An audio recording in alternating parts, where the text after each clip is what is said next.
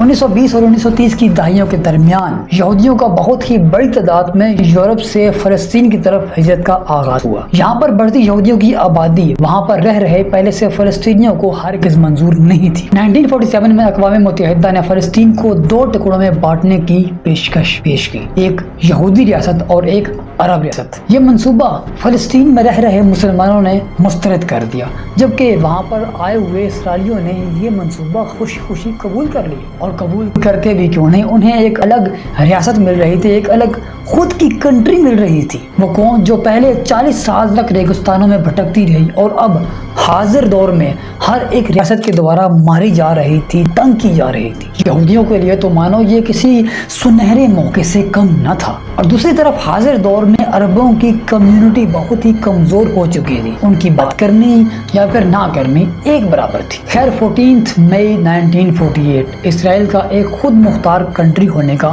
اعلان کر دیا جاتا ہے۔ اسرائیل اور فلسطین کے درمیان کی گئی پارٹیشن کا وہ پلان جس پلان کو لے کر آج تک جنگیں لڑی جا رہی ہیں، جو پلان عرب اور اسرائیل کی جنگوں کا ذمہ دار ہے۔ اگر آبادی کے لحاظ سے دیکھا جائے تو یہودی یعنی جیوش کو صرف 7.4% زمین کا حصہ ملنا چاہیے تھا، اور باقی 92.6% حصہ وہاں پر رہ رہے فلسطینی مسلمانوں کو ملنا چاہیے تھا۔ لیکن عربوں کی کثیر تعداد کے باوجود وہاں پر رہ رہے عربوں کو صرف اور صرف 11,000 اسکوائر کلومیٹر یعنی اس لینڈ کا صرف اور صرف 42% حصہ ہی ملتا ہے، جبکہ یہودیوں کو 14,000 اسکوائر کلومیٹر یعنی 56% لینڈ کا حصہ دیا جاتا ہے، اور باقی کا 2% یروشلم کا حصہ وہ یو اپنے کنٹرول میں رکھتی ہے کہ فلسطین اور اسرائیل آپس میں جنگ نہ کریں اس حصے کو لے کر۔ اب جیسے ہی اس پارٹیشن کی اناؤنسمنٹ کی جاتی ہے، سارے عربوں میں غصے کی ایک لہر دوڑ اٹھتی ہے، سبھی کو یو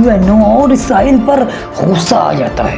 اب اسرائیل کے حق میں یہ اعلان جانے یا پھر انجانے میں یو کے ہاتھوں عرب اسرائیل کی وار کی بنیاد رکھ دی جاتی ہے۔ یہ وہ تباہی ہے جس کی جڑیں آج تک دن بدن پھیلتی جا رہی ہیں، اور فلسطین سکڑتا جا رہا ہے اور اسرائیل پھیلتا جا رہا ہے۔ اس اعلان کے ہونے کے فوراً بعد عرب کے 5 کنٹریز نے مل کر اسرائیل پر دعویٰ بول دیا، حملہ کر دیا۔ یہ جنگ جسے اسرائیل تو وار آف انڈیپینڈنس بھی کہتا ہے، یہ اس وقت کی ایک بڑی مائگریشن اور تباہی کا سبب بھی بنتی ہے۔ یہ ایک ایسی جنگ تھی جس میں اس وقت کے 5 عرب کنٹریز جو اس وقت کے مسلم لیڈرز مانے جاتے تھے، انہوں نے مل کر اسرائیل پر دعویٰ بول دیا، حملہ کر دیا اور اسرائیل میں تباہی مچا دی۔ اور ایک وقت ایسا بھی آتا ہے جب یہودیوں سے یہ یروشلم کھو لیا جاتا ہے، چھین لیا جاتا ہے۔ تمام عرب کنٹریز نے مل کر اسرائیل میں کافی تباہی مچائی اور اس اسرائیل سے ایک ہسٹوریکل شکست بھی پائی، جس پر ہم کمپلیٹ ڈیٹیل سے ویڈیو بنا چکے ہیں، جس کا لنک آپ کو نیچے ڈسکرپشن میں اور اسکرین پر نظر بھی آ رہا ہوگا۔ آپ اس پر کلک کر کے اس